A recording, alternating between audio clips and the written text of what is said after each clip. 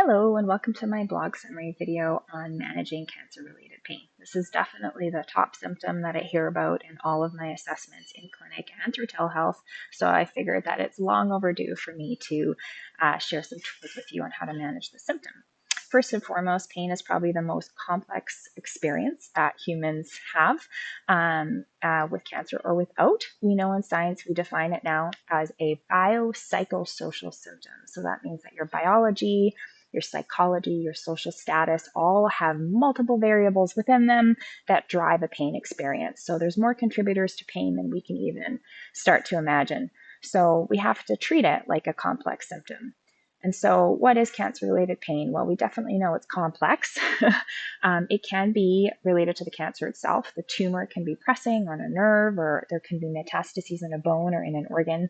So the cancer itself can be causing a pain experience. Cancer treatments can also lead to pain: surgery, chemo, radiation, or hormone therapy.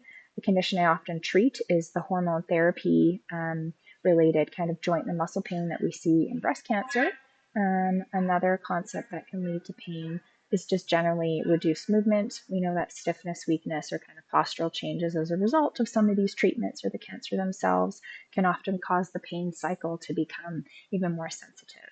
So what's really important when it comes to cancer-related pain is that you have a qualified cancer clinician, like a cancer physiotherapist, that's able to understand the difference between hurt versus harm. And that's your goal as well, because with pain experience, hurt does not always equal harm. You can imagine that pain is like an alarm system, and it likes to protect you. So pain is protection, and that alarm system will go off often before anything happens. But sometimes that alarm system is going off with a feather, not even a burglar in the house. So then the alarm system needs to be rebalanced. It needs to be recalibrated.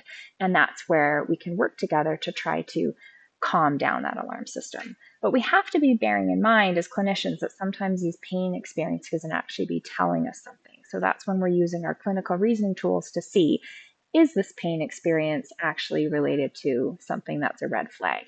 And that's where a cancer physiotherapist is great, in that they can refer you appropriately and get you the help that you need if something is looking like a red flag.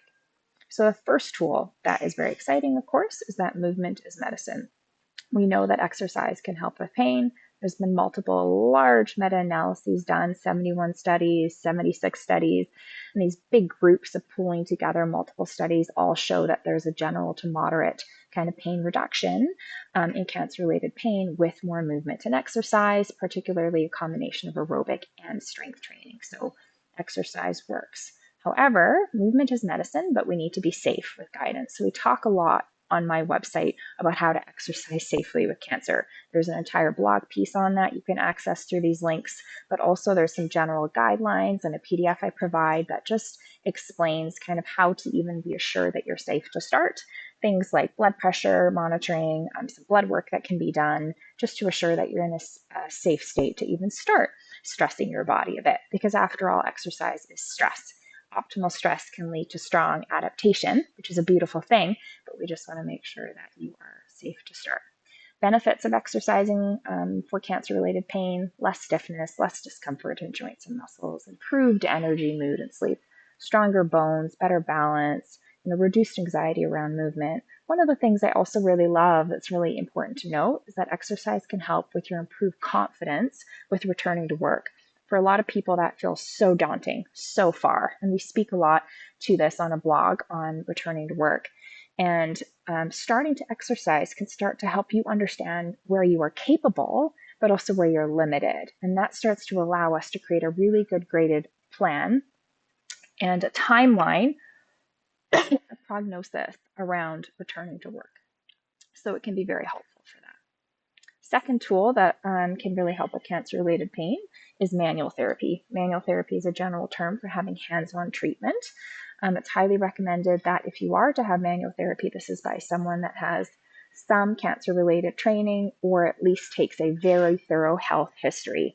So manual therapy is a spectrum, and if a clinician is treating you in your area of cancer and they're offering dry needling, or very aggressive manipulations or strong pressure massage, it's very important that a health history has been taken and that you understand the risks involved. The manual therapy that I recommend always starts with a much more gentle approach, and then over time, the risks can be assessed according to lymphatics, bone health from radiation, many variables to consider. But manual therapy in and of itself can be very helpful for tight muscles and sticky joints, and generally just help with pain alleviation. The third tool that we touch on here is one that I speak to a lot on my website, and that is cold plunging. I provide my safe cancer and cold plunge protocol here. There's a link because just like exercise, it needs to be personalized and it needs to be safe. So as good as cold is, if everyone just starts jumping in really freezing cold water right now, there could be some bad reactions of breathlessness and panic and some cardiac stuff. So we want to make sure that people do it safely. I provide those resources on my website. Lastly, pain medications. They are not a failure, but a tool. So we know that pharmaceutical options for cancer-related pain are important and can be widely used.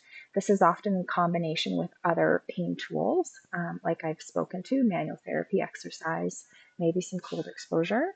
But it is important to be open to pharmaceutical options if your quality of life is simply really poor.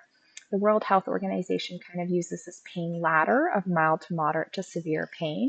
From that, kind of strategizing which prescription class would apply. So mild would be more like Advil, Tylenol. Moderate involves some weak opioids, whereas severe pain would involve some stronger opioids. Some of these medications can be fast acting for acute pain flares, and some can be more long acting for persistent pain. Other medications can also be helpful, and adjuvant drugs are starting to be used a little bit more. I see this a lot in the world of chemotherapy-induced peripheral neuropathies, which I also speak to on another blog of mine. And Cymbalta or diloxetine is often prescribed for that.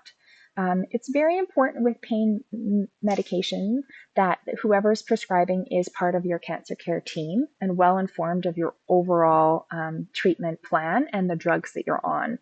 There can be interactions that take place, so it's really important that whoever's prescribing these pain medications is well connected to your care team. An example of a possible reaction is if you're on tamoxifen, diloxetine can sometimes affect that estrogen blocking impact. So that's an example where if someone had peripheral neuropathies, they might need a different medication if they're on tamoxifen. So it's just important that you access specialized clinicians in this area that are well connected to your cancer care team. So once again, manual therapy, movement, cold plunging, pharmaceuticals or pain medications are all tools to manage this very complex emotion and symptom that I treat, not emotion, that is cancer-related pain. I hope that this blog was helpful for you today in providing you some tools and resources. And as always, thank you for your interest in science and rehab.